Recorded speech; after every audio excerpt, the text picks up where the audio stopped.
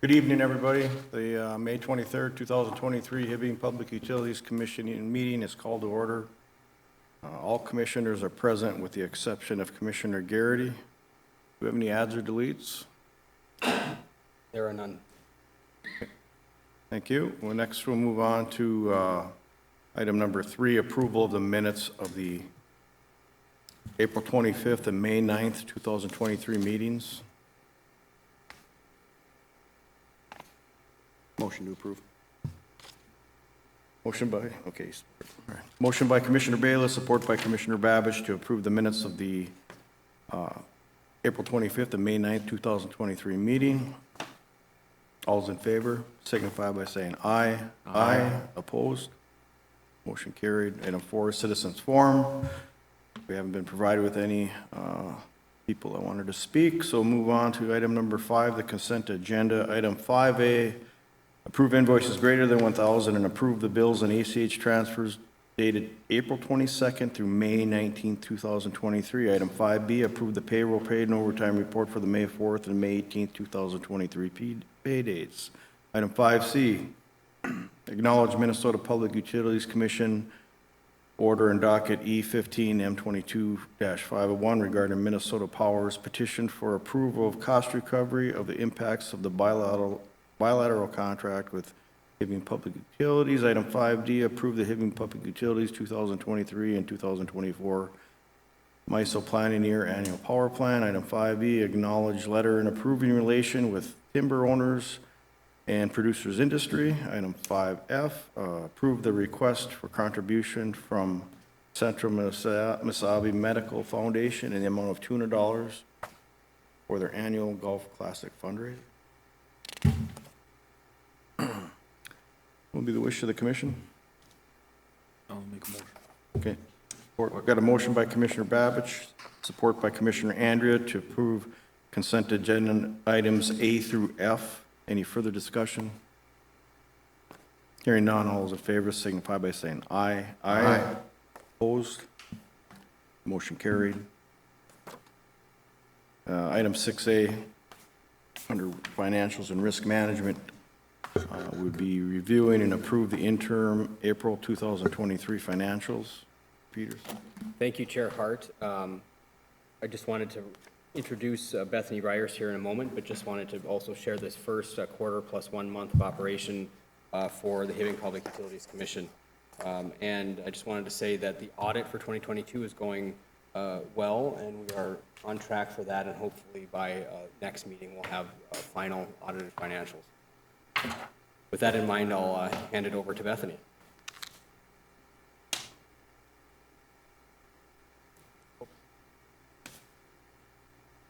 Can you hear me? Yes, we can. Perfect. Thank you very much. So the draft financial statements in front of you have been reconciled through, or your cash has been reconciled for each of the months presented.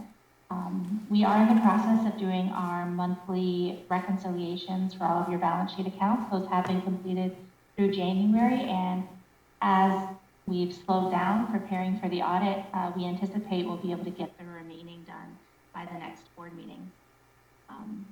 This does include some standard monthly entries related to depreciation expense, and it also includes the large expected accruals for power and gas expenses. Does anybody have any questions related to these as you have a chance to review them? If I could just add on, Bethany, just your microphone. This one.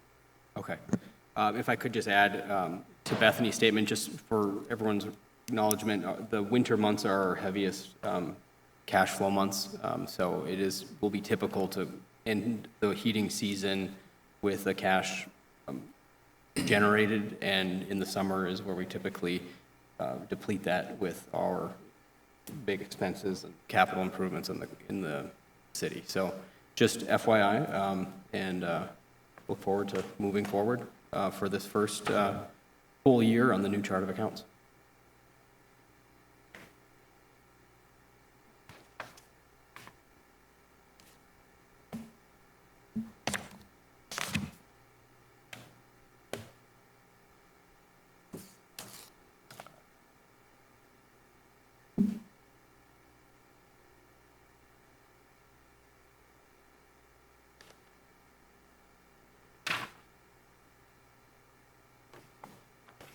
Okay, good. All right, thanks.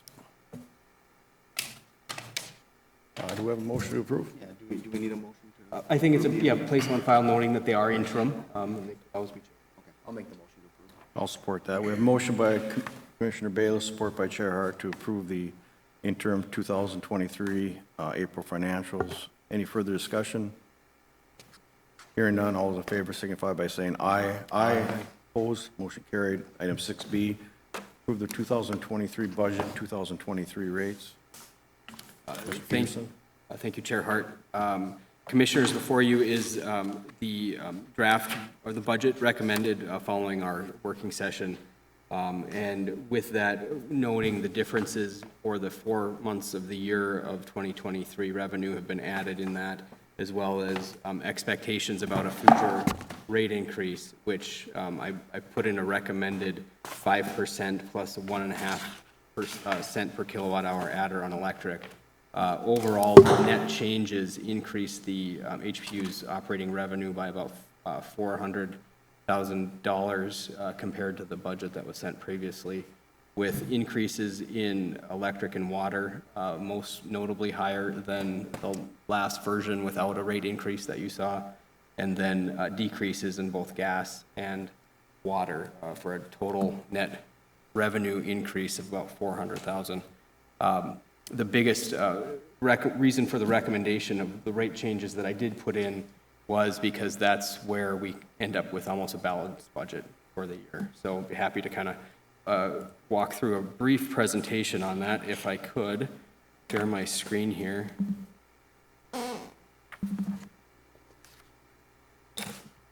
If you recall, the last time the commission increased rates was in April of 2022, August of 2022. And in that case, we evaluated a 7% and a 2% increase. We had some talk about wanting to move to a biannual cycle of increasing rates, and so we can stagger out the increases throughout the year.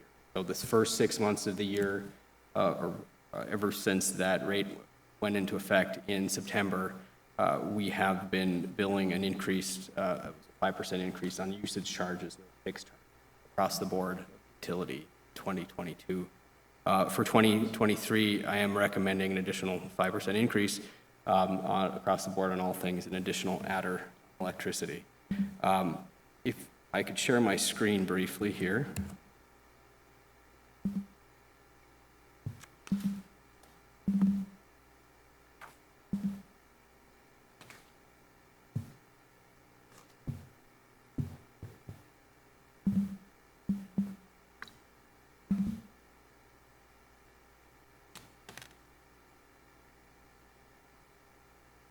All right, so this is a typical Hibbing residential bill with usage of about 1,100 kilowatt hours and just under 74 units of gas every month and 6 units of water. And this was the same kind of customer that we saw in the August 2022 rate analysis that we did. Currently, with this usage, the average customer would expect to have an electric bill about $145 a month. You can see the estimated rate increases from there. The rate would go up to $23 a month for electric, less than $6 a month for gas, and a similar amount for water. If you can look here, this is how HPU's rates as current and proposed compare to neighboring utilities in the area. Currently, this charge of about $146 is just less than $150.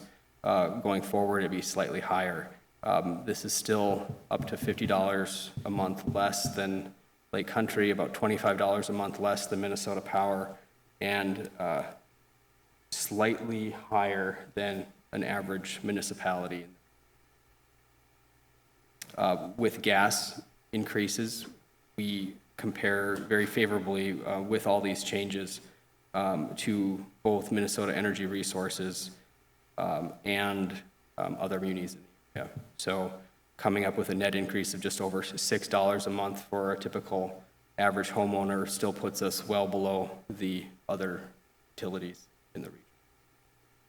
I didn't do it on water because there's not as much information, but the average homeowner can expect about another $6 a month water rates.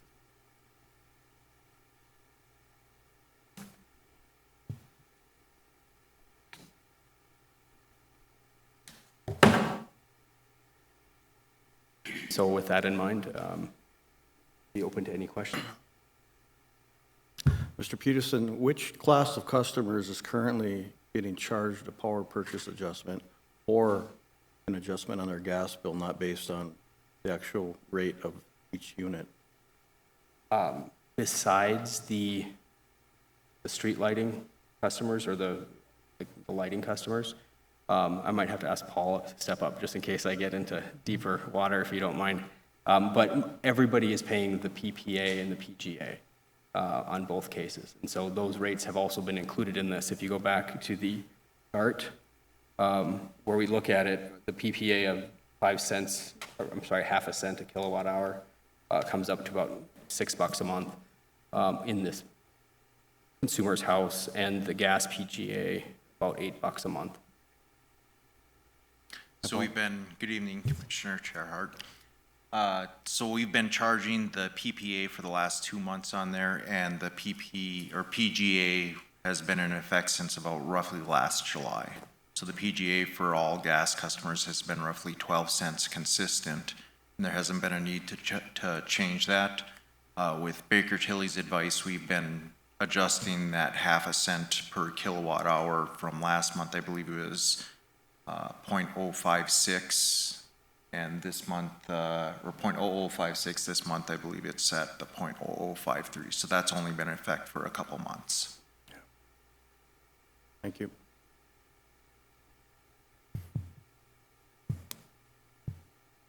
What will be the wish of the commission? Could I ask one more question? Yeah. On here, we don't see anything about steam. Oh, steam. Steam rates. Steam would increase 5% as well. I was just looking at a typical home here, and the one we've been profiling is the electric and the gas customer. Just out of curiosity, you showed us the differences for electric and gas. What's our steam rates in comparison to like the other municipals? Virginia's is very high. We haven't done that actually analysis, just because there's not a lot of other facilities with steam. And due to the different nature of our steam customers versus Virginia's steam. Okay. Virginia's was extremely high because they did downsize their system. So they pretty much had to push any remaining costs to any of the remaining customers that was there. So it didn't really correlate to our rates as opposed to, if we put them straight across the board, they didn't match up correctly. So in this sense, this would be your typical house that has a gas heating system. We'd be happy to put together one that would have a typical heating system of steam as well too, and we can get that to you. Okay. Thank you. I'm curious now, is your ask on this for the 5% plus 1.5? 5% for everything except for electric energy, which would be at 1.5 or $0.015 per kilowatt hour. So it comes up to be about a 10% increase for electric users. But just note, these are our actual costs, and I know this is high, but I feel somewhat necessary to recommend this because this is what balances the budget for the year. And it is a higher increase than what we've experienced in the past. But we all know how much costs have been rising. And even with our 5% increase last year, the many years with much smaller increases, as well as the unhelpful relations, power contracts and losses in the past have resulted in operating deficits and virtually no operating cash flow, which was identified by the predecessors of Baker Tilly in the Springstead study, back in 2017. So this is in some ways to get us a little bit on track with that, and we'll continue. I'd recommend we continue to evaluate it, and once we get through with the chart of accounts and more months under our current operating cycle, including a full year plus of operating under the new power arrangement, that we'll continue to evaluate rates and look for ways that we can keep our rates competitive into the future. So I have to recommend the numbers as I see them. Of course, I recommend the commission decides. But I think even with the 1.5 cent increase in electric charges, still well below others.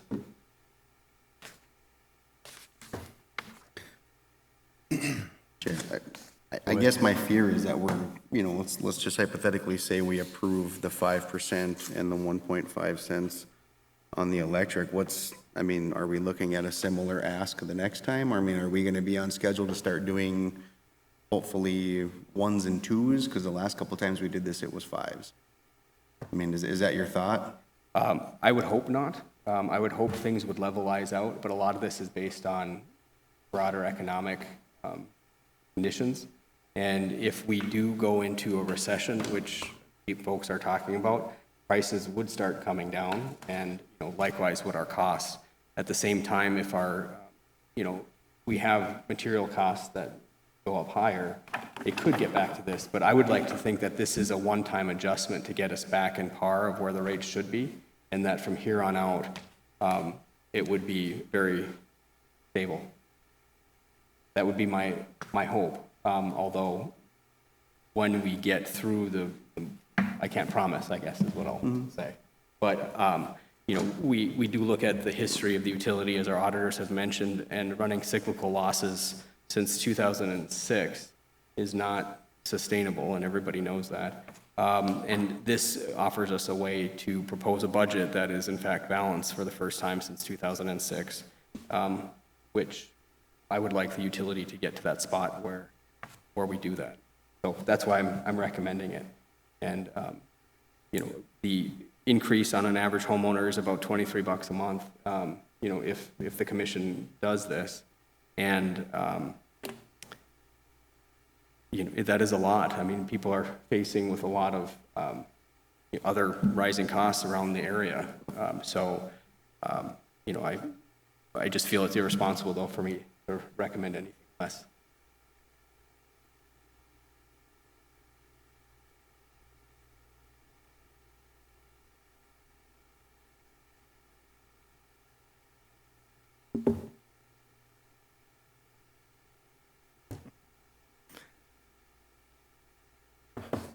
Okay, so just as a reminder, we did have a 5% rate increase last August. That's correct.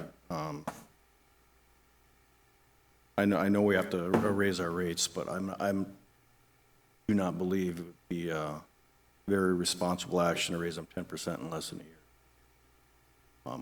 I wouldn't be in favor of that, but, moving forward, I'd be okay with a 2.5%, 0.5 cents per kilowatt. We don't want to drive customers and businesses out of this city. We got to be more responsible financially rather than just jumping rates up like we are. So I'd make a motion to go 2.5% half on kilowatt hours. I'd support that. Thank you. Motion by Chair Hart, support by Commissioner Bayless to move the rates up 2.5% and the electricity at 1.5 cents per kilowatt hour. Is there any further discussion? Hearing none, all those in favor signify by saying aye. Aye. Opposed? Motion carried. Thank you. Thank you, Commissioners. Next up will be item 6C. I'm sorry, could we move on the budget too? I would like to have if I could, Chair, could you approve the budget? I know the numbers would come down for revenue slightly, but I'd like to have the approved budget go into the PFA application that's due at the end of the month. So Approve the budget. the budget as presented, yeah. This item, yeah. So with the rate increase, the budget, the commensurate budget. Okay. Thank you.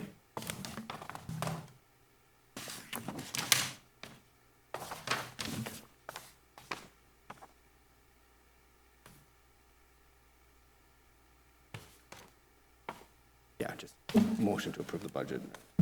Okay, make a motion to approve the budget. Yeah. I'll support it, but I have a ahead, question. Mr. Yeah. Does the budget forecast 2.5% and It includes the 5% in it. However, the materiality is, the 1.5 cents per kilowatt hour will weigh heavily on that. So within the range of a budget is always a moving target. It will be revised with the updated rates for the next commission meeting. I would just like to have it approved as is, noting that it's not perfect. It will continue reflecting the commission actions.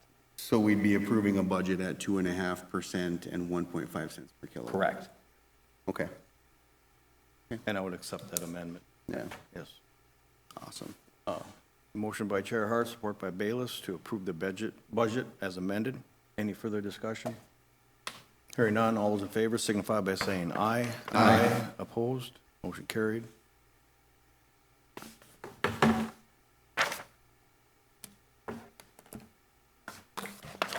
Next will be item 6C, approve interim controller services with Baker Tilly not to exceed $152,000. Mr. Peterson? Thank you, Chair Hart. This proposal includes a rate study toward the end of the year, and based on ongoing dialogue about how adequate our rates are, that may not be necessary. So I just wanted to be full transparent. I would hope this comes in a little less than the 152 presented. I'll say that I've been very pleased with the work and the professionalism of Baker Tilly helping us navigate through this change in our accounting structure.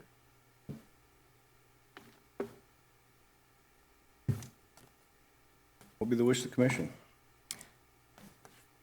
Got a question. Yep. So this is keeping Baker Tilly basically in the controller position until we find. Yes.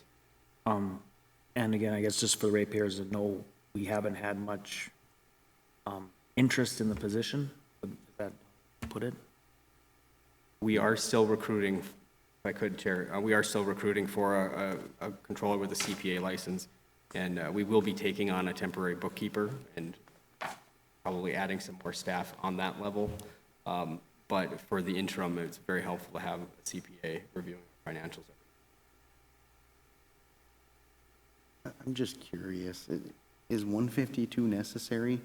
I mean, I understand that they're keeping an eye on our financials, but we would pay a full-time employee, you know, way less than that, and I understand we don't have one, but they're not in the building so we can ask questions and, you know what I mean? Like, why are we paying so much for ideally less than we should have in that position? The really good question. This should be about $52,000 less than that at the end of the year for just interim controller services. Bethany, are you still on? Hello, yes, I am. Okay, I guess, why are you so expensive? Said another way. And of that 152, can you just talk about the breakdown between the interim controller services and then the extra project work that Baker Tilly's been performing? Of course. So what we've been doing is reconciling your cash monthly, and what we will be doing, and I admit, you know, we did in the beginning of the year, right, getting those year-end digging through some of the items that in the prior year we weren't having reconciliations before. Now that we got it set up, and I apologize if you don't have that in front of you right now. We were anticipating about 5,000 on 5 to 7 for monthly reconciliation. Keep you on track so that at the end of the audit can go for the monthly reconciliations and cash reconciliations. The remaining amount, majority of it was for a full electric rate study, revenue requirement, cost of service. And I think there was one other thing, sorry. Sorry. Financial planning on water.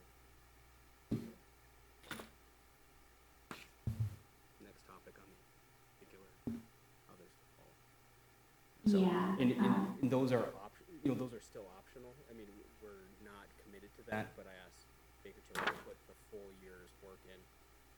As I looked at it, it was about $80,000 of controller work, and the rest is quote-unquote project work. And the deficit, process-wise, that has consumed the first part of 2022 has taken some time to unwind. Jeff and Bonnie are happy for it. It's just, yeah, and it's important to keep that up, so that you don't fall behind again. Part of that was also, I believe, Luke, some audit prep and the preparation of your financial statements for the audit that Bonnie and Jeff would audit against. Okay, thank you.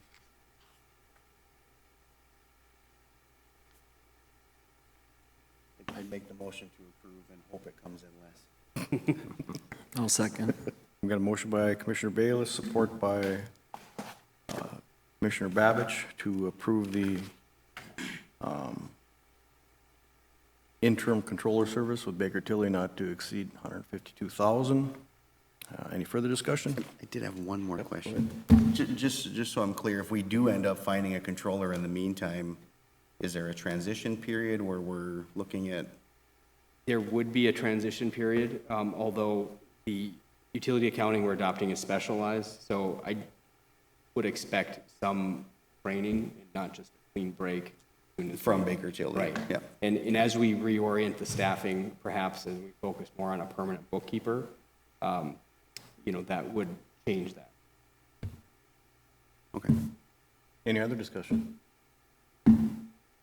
All those in favor signify by saying aye. Aye. Opposed? Motion carried.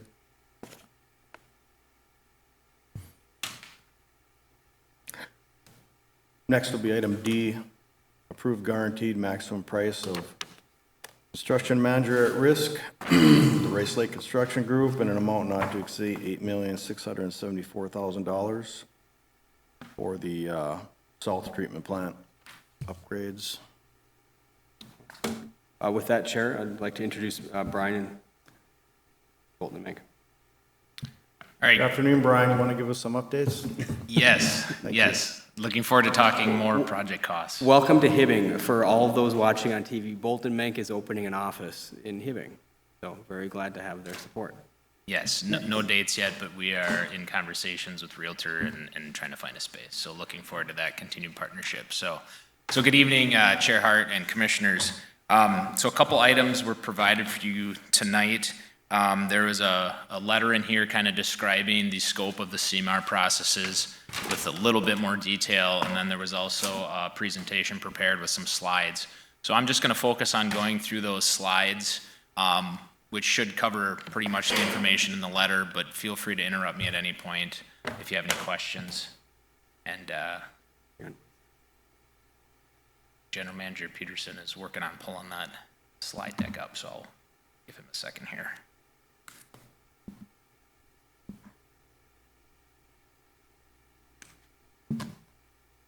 All right, there we are.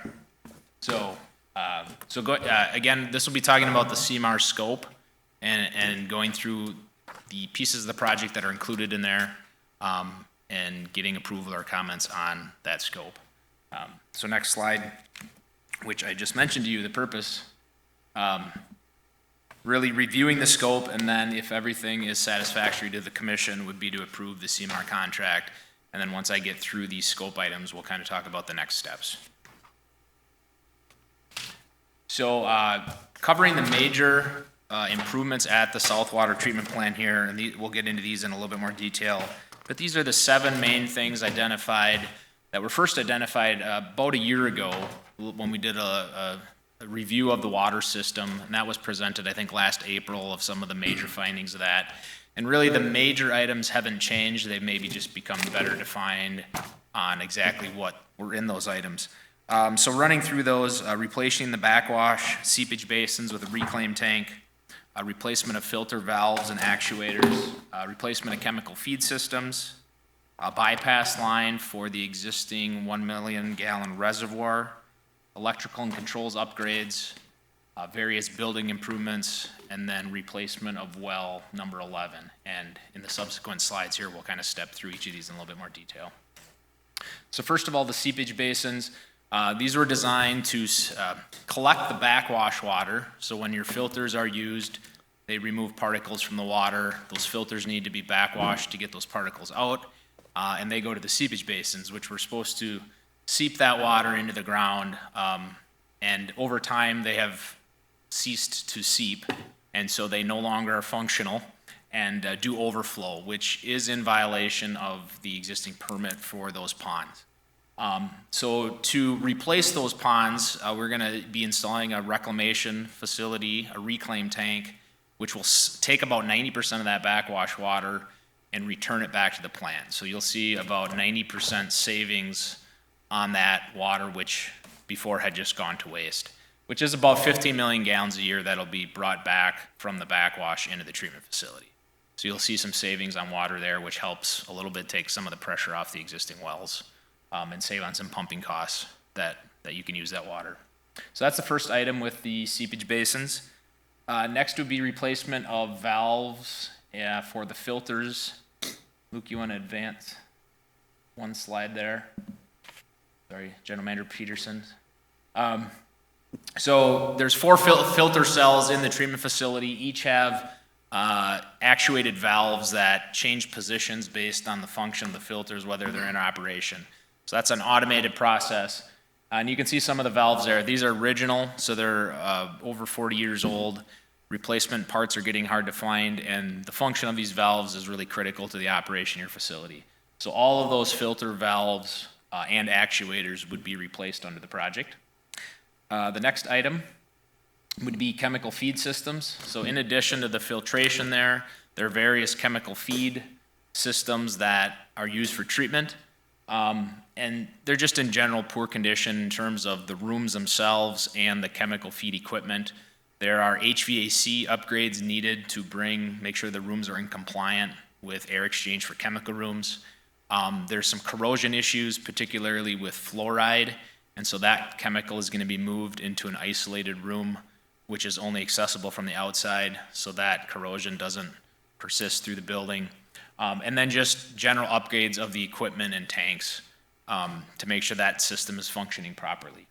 With that, there'll be some improvements to the rooms themselves too, in terms of doors, painting, just some general cleanup in the rooms themselves. Next item would be installing a bypass for the million-gallon reservoir.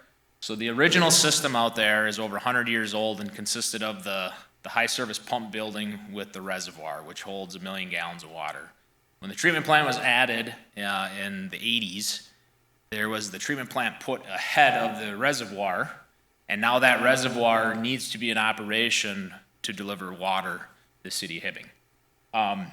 One of the problems is there's no bypass for that reservoir, and being over 100 years old, there has been some inspections done, but because it can't take it out of service, a rover ends up going in and getting footage of the system.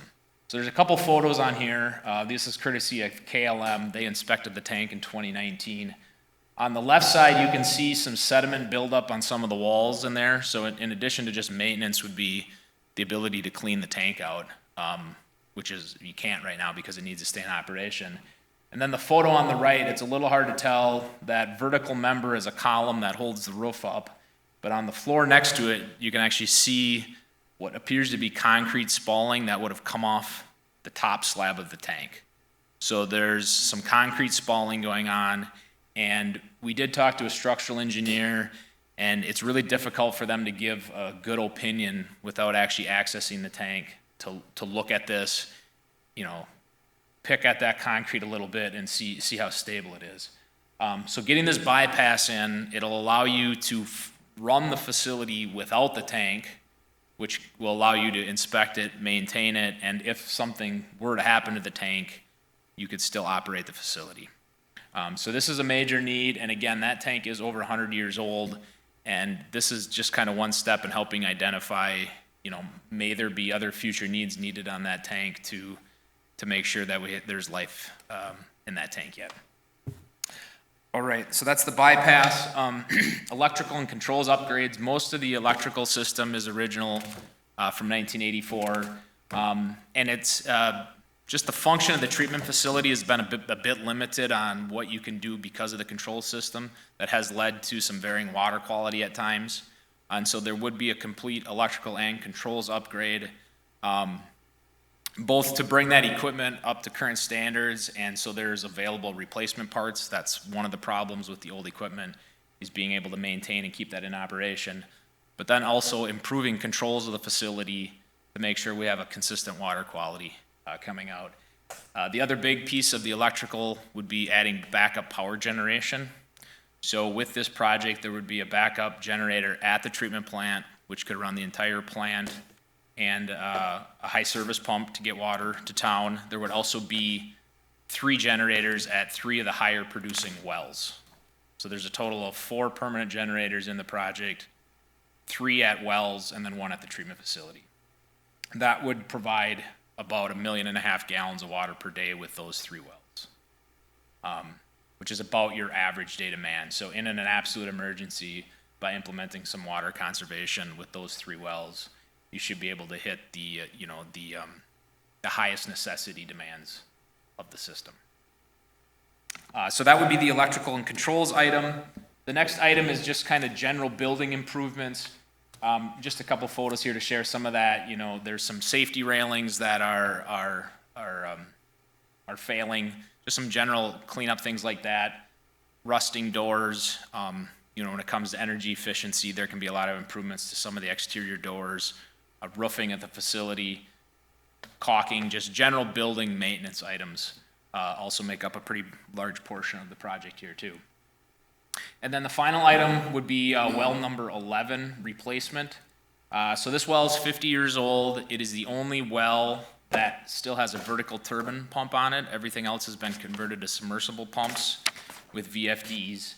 And the well itself is 50 years old.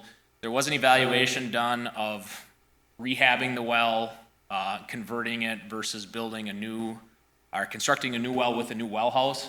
The well house itself is in bad shape. It's leaking, and you may be able to see it in that photo, but there was a good deal of ice buildup around the wellhead because of the corrosion of the outside of the well house was letting in water. So we did look at pricing for rehab versus constructing a new well. The new well and well house was around, I think, $350,000, where the rehab and a new well house was a little over $200,000. So you were about 60% into the cost of a completely new system, and with the rehab of a 50-year-old well, the recommendation for the commission would be to go with the new well, just because of the age and how much cost you would sink into rehabbing the existing well. So that, at least for now, kind of concludes the scope items. So I'll maybe just pause there for a second to see if there's any questions on scope items.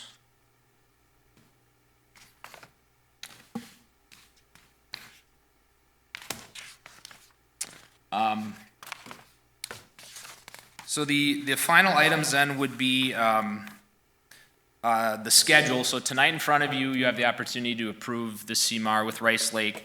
That cost was provided in the letter. So there is a breakdown of the different sections of the project. But the total guaranteed maximum price right now would be $8,674,000 for everything that was just shared in the scope. In terms of next steps after approval, there's a schedule in that letter. So on page 3 there, if approvals were moved forward tonight, we would initiate contracts. The contracts have been sent to Attorney Borland, and we do have just a couple minor comments, and we would finalize those to execute the contract. The next thing that would take place is procurement of some of the long lead items, particularly the MCCs, generators, and valves. And some of those pieces we would start to get final pricing on and get ordered, because those are the things that are going to dictate schedule the most. So we'd be looking to kind of finalize those items over the next couple months. There's still a process to go through for integrator selection. So that would be selecting the controls integrator that would do the programming of the control system. And we can go through a selection process, either with staff or the commission, on looking at a few different entities to do that service for you guys. And typically that does become a long-term relationship for service. So we'd want to take some time to make sure we have the right partnership in place. So that we have kind of slotted for this summer, July, August. The next item, solicitation and evaluations of bids and quotes. You can see I have July through December on here. So, you know, approving the price tonight, there is still much flexibility on the commission's end, where we will actually be, your CMAR now will be going out and getting various quotes to start defining the various parts of the project. And so that, you know, some of the items that are time sensitive, like the MCCs, that stuff's gonna happen right away. Other stuff might be, you know, bathroom partitions and things like that that are less sensitive, that quotes may come in fall for lesser time sensitive things. So that process will continue for a while, and we'd anticipate, you know, working with staff as all those quotes come back, and then obviously having the commission's involvement as much as you guys would like through that process. And then I have construction on here slated this July through December of 2024. Speaking with Rice Lake, they do think they'd probably start excavation to build the reclaim tank this late summer and fall and get the concrete in the ground. To make it functional, we are going to be waiting for controls and some of that equipment to come through. But I think we would start to see some actual progress. Possibly the bypass line could get put in as well. Some of those things that we don't need to wait for materials on. And once we start ordering electrical gear, I think we'll be able to have a much better feel for the completion. Right now, I think everybody's comfortable that the end of 2024, December, is a reasonable time frame to have everything complete and running. But as we get schedules on the long lead items, we'd continue to update you on that schedule. So I think that kind of concludes the information I had for you, and we'll just open the floor for discussion. And we do have Matt and Steve here from Rice Lake too that are available to answer any questions that might be specific for your CMAR. If we could, Brian, if you want to have Matt and Rice Lake folks just introduce themselves Yeah, go ahead. for the record. Hi, I'm Steve Purpich with Rice Lake. I'm Matt Purpich with Rice Lake. So Matt, you will be the project manager, is that right? Correct. Base Yep. of Rice Lake during the project? Correct, yep, I'll be project manager from start to finish.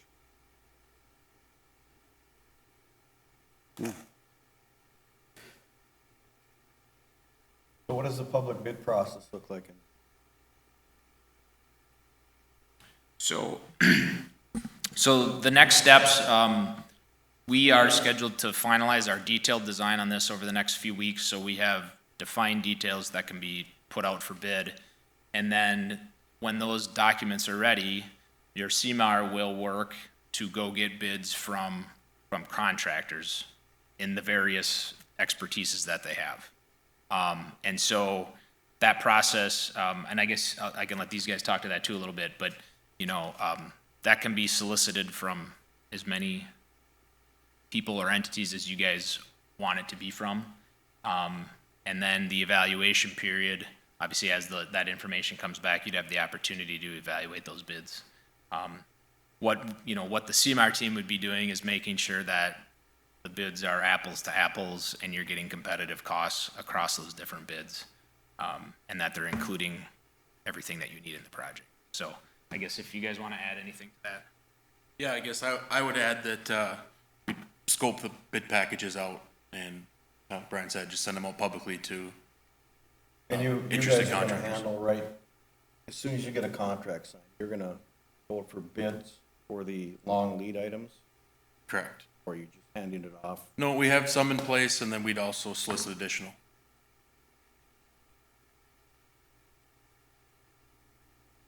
Yeah, so when this model was created that was in front of you, there's been quotes received to help build those models, and I know some of those were, I can't remember if some of those are maybe shared on some of the well stuff, but those are kind of quotes looking at not as well-defined scope, right? So now, once the plans are ready, those can actually be sent out to get complete bids from people. So that's kind of the transition of where we're at right now, from a more generalized budget to actual bids on the different pieces of work.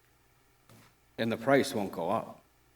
That is correct. So Yeah. it's in the name, right? Guaranteed maximum price. And so the budgets on here, you know, when the bids go out, some numbers may come back lower than that bid, some may come higher. And you'll see at the bottom, there's a contingency dollar in there too. So as the bids come in, that contingency may go up and down based on where the actual bids come in for the various components of the project. And then we talked about this early on, that's kind of like a full open book process for Hibbing Public Utilities to see these different bids that come in. And so you'll see all the information that you want to know how those bids came in, which ones are being selected, how the prices compared between the different subcontractors. And Rice Lake is on the line to complete this project with this vote at no more than this total price, I shouldn't speak for them. right? Yeah. Yes, that's correct. Is the engineering along far enough to start procuring the long lead items? Yes, right now, in terms of, our designers are already comfortable with MCC's generators. They're already comfortable with those long lead items. That being said, we have directed everybody working on the project that we want that final plans and specs are, June 8th is our date for that. So that would be what I would say is your normal bid set. And then we will continue to work, come back to staff, review the project, and we can tweak things from there. But again, getting those long lead items is the biggest thing. And then the rest of that, we'll continue to work through process to tweak and make sure staff is happy with everything that's in the project.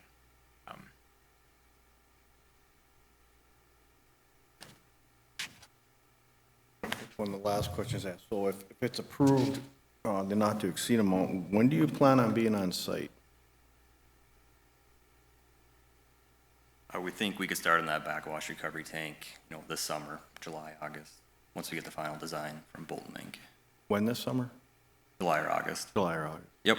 Okay. Yep, we can do the concrete work this summer, fall. It probably won't be functional until this time next year after we get all the control stuff, but we'll get the concrete work done.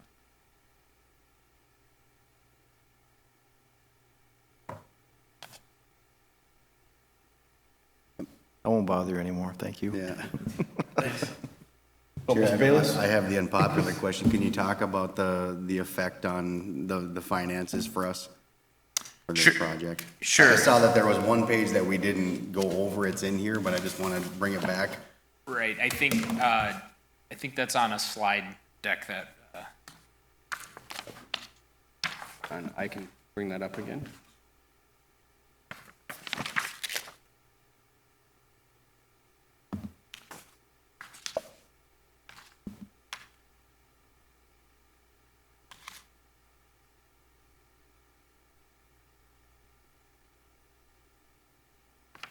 one right before that. So first of all, I'll mention that this project will be funded through the Public Facilities Authority. And so it's anticipated a 20-year loan. I don't know where interest rates have been lately through this, I think around 2%, 2 to 2.5 maybe through the state authority. So in this table, what I've kind of shown, because we have a range of costs, and I also know there's other water projects going on, so, there's also a bigger conversation than just this one project, is what I did here is to kind of break it down that, how much does $1 million in debt cost a user? So in the first row there, I just have $1 million, which is about $60,000 a year in debt service payment, based on a 2% interest rate, so that could go up or down based on the interest rate. And then in the second line there, I have ERUs, which means an equivalent residential unit. And that kind of means is the equivalent of one household. So you have some industries and commercial users that may account for several ERUs or 100 ERUs on the big industrial users. But one ERU is kind of like one connection. So at $1 million, a yearly cost is about $7 per connection, which is about 60 cents a month for $1 million in debt. And then you can, of course, extrapolate that out for different debt amounts. So you know, if we look at all the water projects going on with some of the water main work, you know, with that project and the loan that was put in, you know, you might be way towards the right here on the $14 million total, which ends up at, you know, about $8 a month per user. Now, this is simply showing what the cost is per user, not necessarily how that breaks down into budget and how you're paying for it. And so, I guess one other thing I should add to this, and I don't have slides in here for it, is if you recall when we started talking about this PFA financing a while ago, we talked about median household income and debt capacity and affordability grants. And the one thing I would say, and I don't remember exactly, but I believe to achieve your affordability limits to get grants, and when I say affordability, that means the state has decided that to pay for water service, it's reasonable to pay 1.2% of the median household income.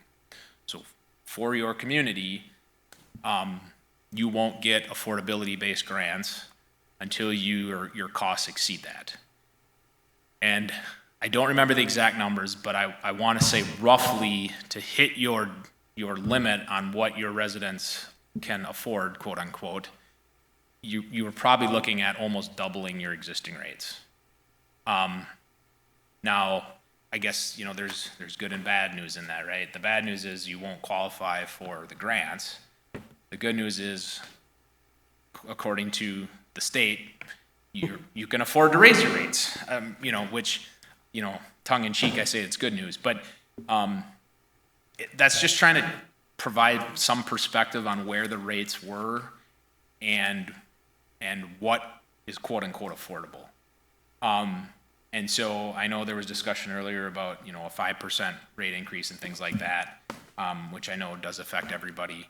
But to get to that affordability threshold, you know, over the course of time, it was probably 100% increase to where you would be hitting the spot where the state's looking and going, okay, their rates are getting unaffordable. If I could just jump in, Brian, I don't want our customers to think that we're going to double rates. What I will say, though, is that we do need to exhaust all sources to buy down and get the cost of these projects down. And that isn't skimping on critical water improvements for the city. What we do need to do is really press all of our legislators and the state to make sure we can get more direct bonding as well as other grants, in addition to these affordability ones. But you know, we have quite a bit of work to do. These projects will be on the bonding tour this summer. I just spoke with the city administrator. It's water is the city's highest priority as well, which is good to hear. And you know, getting that established in the priority of the state's funding mechanism to make sure that the largest city in the state, geographic-wise, has the resources it can to provide its community water. So, you know, we'll be making strong pushes all throughout that. I will make no comments on the outcome of the current legislation session, other than I look forward to better next year. Well, thank you for the explanation. I really just wanted to get on TV so people that are watching understand that there is a conversation happening about the finances, and we do understand the impacts. It is nice to hear you say that our rates are low enough to where the state doesn't think we are so high that they would actually give us money. It gives a good understanding for our residents, I think, so they know where we are. We're not overpriced, and we do have some wiggle room there, so we can either raise rates a little more, or we have to get to a threshold where the state has to bail us out. We don't want to have to get bailed out necessarily, so I appreciate it. Yeah, and just to reiterate one more thing, because I know there can be confusion on this too. When we talk about the median household income and affordability, it is for your community. That is not comparing you to every community out there or the metro. So when they look at that affordability, they look at Hibbing's users. And that is how they try to level the playing field, right? So we're not comparing Hibbing to Edina, right? It's looking at Hibbing's users and what is affordable for those users. So I just want the public to feel confident that that is not skewed numbers. They are looking at the affordability for the people that actually. I have a question for, it might be more for Luke. So with, like, let's say we go off this 14 million where it's 847 per hookup, is that somehow already in the budget? Have you put this in the budget at all? It is not in the budget for 14 million. What is in the budget is the depreciation on the projects that we placed in service in 2023.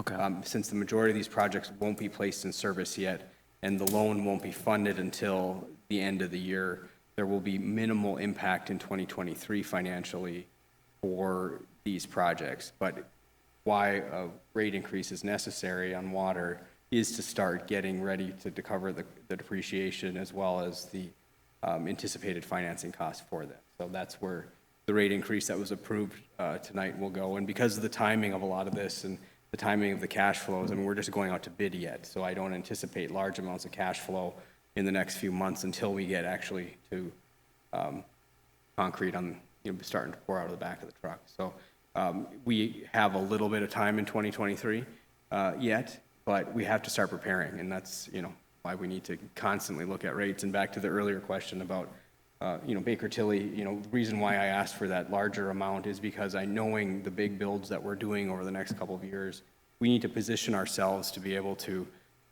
balance all of these things and articulate very well where the levers are and how much we need to go get outside money as well as increased rates. So, we can't compromise our water quality either, so I think it's a balancing act, and look forward to moving forward with the commissioner's support. Thank you.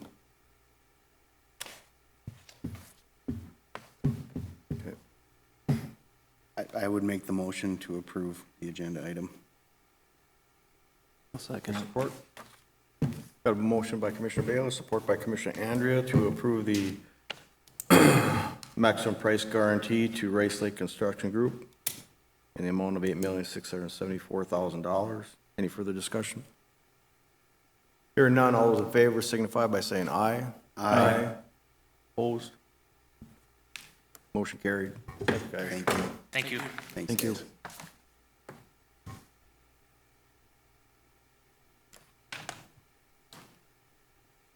Next item will be item 6E, review and approve the 2023 Hibbing Renewable Energy Center capital project update and related quotes. First item, purchase of the replacement battery bank for the plant.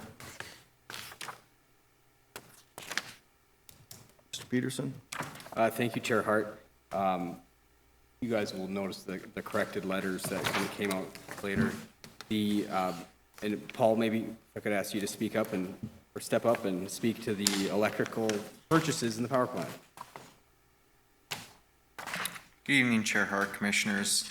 If you'll notice, one of the first items on the agenda here that we're asking for approval is for the purchase of our new main plant battery bank.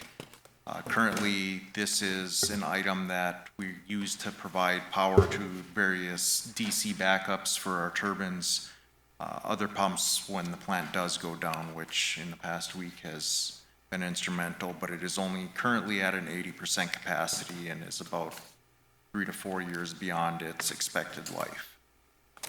So in order to replace the whole thing and get a lead time on replacing it this fall, this is the quote that they gave us to replace that plant battery.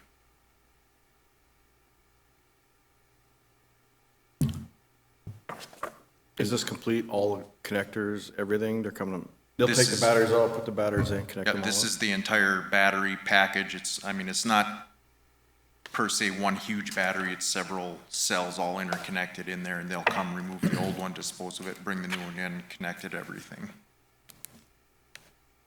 And their warranty on the batteries? I'd have to get back to you on that. I'm not sure if it says in our quote here.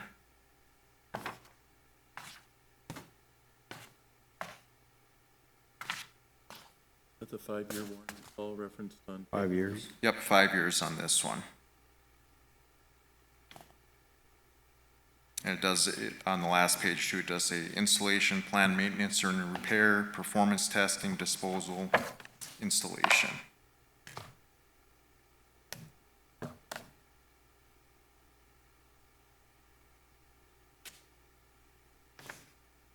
I have a question.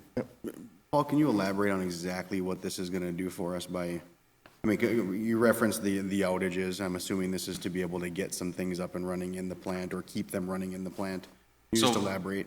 Sure, so for an example, say we have all of our turbines running when the plant does go dark. Typically, we run on AC, so for this last power outage, our AC power was no longer there. And if we don't have the boilers and the boilers went down, we don't have a backup for a steam lube oil pump. So without this battery at full capacity, we don't have the power to last very long without being able to, so we could potentially wipe the bearings on one of our new turbines that. Sure. that we Just to be clear, so people, just so everybody has the right idea, it's not gonna stop us from losing everything. We're not gonna be able to bring the whole plant back up. It's just for isolated things that we can. Right, this is basically to our life support, if you will, for the plant, to make sure we don't do any damage if there is an outage, our emergency backup, if you will. Thank you. I'll make the motion to approve the purchase of the batteries. Is there support? Support. Motion by Chair Hart, support by Commissioner Babbage to purchase the batteries in the amount of $36,483. Any further discussion? Hearing none, all those in favor signify by saying aye. Aye. Opposed? Motion carried. Next item will be the inverter. Paul. Okay, thank you. This inverter is actually a piece of equipment that will take our AC power and take the DC power from our battery and provide a continuous power supply to our computers up in instrumentation and our electrical shops. So this is gonna be our Delta V instrumentation controls that they've written up a little thing here saying that this is also beyond its life expectancies. This same company has gone through and done a couple other smaller projects for us in the past month, but those were well within our spending limits, such as going down to the different substations and checking those things out too. But these are the larger ticket items that we wanted to go to the commission for approval.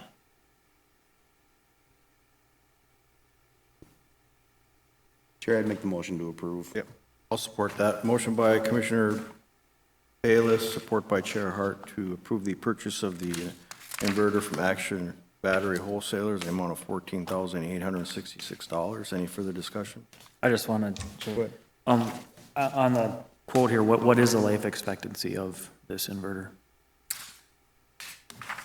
This one, I want to say the one we have in now is 15 years that they've been running on it. I'd have to get back to you on that one, on the exact Okay. time. They had talked with our electrical foreman on this, so. So it's not a couple of years. No, none of these items on tonight's agenda is not going to be, you're not going to see me next year asking for the same thing again.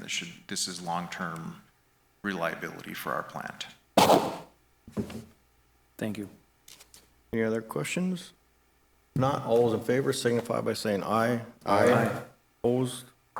Motion carried. Thank you. Thanks, Paul. Next item will be 6F, approve the 2023 and 2024 fleet acquisitions budget.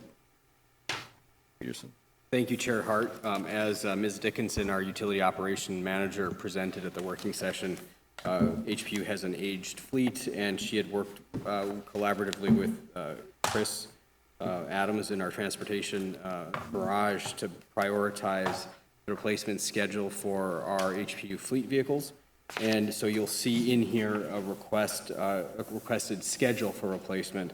As things change, they always do. I think it was not but one day after the commission meeting where we talked about the fleet replacement schedule that Item number 5 on the list for replacement got T-boned while our heat crew foreman was driving through town, and was a complete destruction or complete loss of that vehicle. So that one will move up in the queue, and that will get taken care of after that. So that is going to be one change. In the agenda packet here, 6F spot 2 is the quote for the dump truck that we talked about at the working session, and the need to replace the dump truck so we can actually have a working truck to haul our gravel and support our utility operations. What will be the wish of the commission?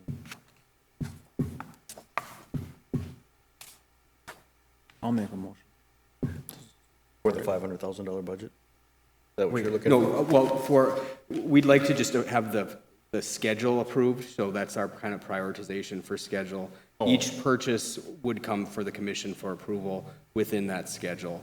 And then we also have a request for approval of the actual purchase of the 2000, replacement for the 2000, the dump truck, the Kenilworth proposal there. So the cost of the dump truck is $158,000. I guess I was making a motion for the dump truck.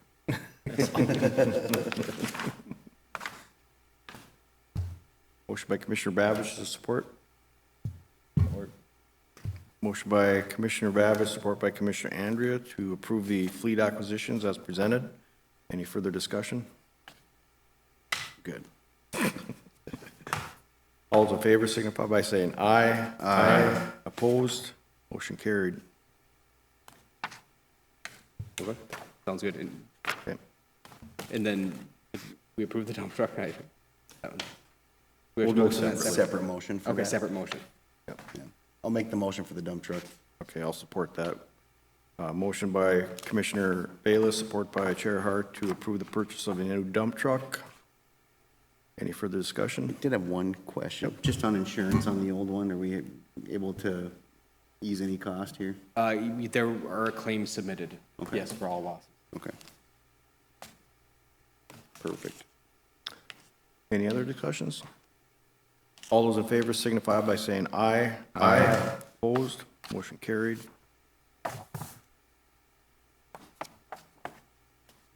Next, we'll move on to policy and governance.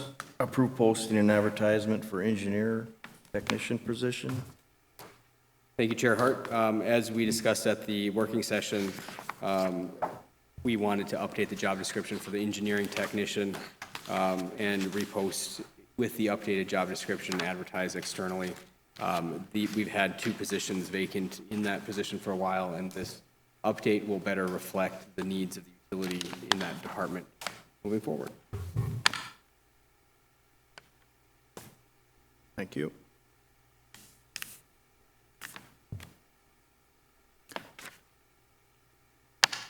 I'll make a motion to advertise for engineering technician. Is there support?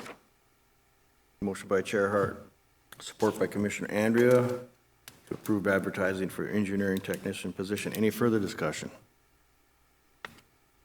Hearing none, all's in favor signify by saying aye. Aye. Opposed? Motion carried. Get down there. Yep. Is there any older new business that should be brought up before the commission? Mr. Peterson? If I could, Chair, I just want to make a statement on the power outages we had last week. As many of you were aware, on Mother's Day morning, it was not as you planned it. And we had a approximately 3-hour outage in the city of Hibbing due to failures at the Minnesota Power substation outside of town. The following day, I'd sent up an email to Minnesota Power explaining why it had taken so long to restore the town and what had been done. Let's just say that those conversations go on, and timeliness is not something that we've been seeing from Minnesota Power's response. But what's worse is that it happened again in the same week for the same issue. Same kind of bird. I think they're different birds because they both died after they hit the bus. But that is still unfortunate that it's happening not just once, but twice, for a total of almost 5 hours of outage, not just here in the city limits of Hibbing, but as you're aware too, down the road in Chisholm. Hibbing Public Utilities is the largest section of load on that power line, and it is, and frankly, unacceptable that we've had as long of outages this week due to failure of reliability at that substation. So I'm just wanted to express a statement to our customers to say that I understand that it's unacceptable, and everybody at the Hibbing Public Utilities is working for both a near-term plan and a long-term plan to ensure that the reliability of our town is more secure than the current state. And so I just wanted to share that. We're actively working with folks to ensure that the current state of what we've experienced the last couple of weeks doesn't continue. And, you know, just wanted to give the commissioners an opportunity to hear that, and the public at home, and any additional comments the commissioners feel necessary. Thank you, Mr. Peterson. And I would agree. I mean, we don't own the transmission lines around this area. That's Minnesota Power's territory and their transmission lines. We can't maintain them. We can't tell them what to do with them. It's unfortunate, the maintenance and having some type of routine to look at your equipment wasn't followed. But hopefully in the future here, things will get better, because it's just not acceptable. It's affecting homeowners and businesses both, and there's lost revenue. There's all sorts of problems that happen with these type of outages. I am very disappointed in Minnesota Power. They can do better. They're supposed to do better. So hopefully in the future, things get better. Well said. Any other comments? Good, Mr. Peterson? We're good. Okay. Do we have a motion to adjourn? So moved. We have a motion by Commissioner Bayless, support by Commissioner Andrea to adjourn. All those in favor signify by saying aye. Aye. Opposed? Motion carried. Thank you, everybody.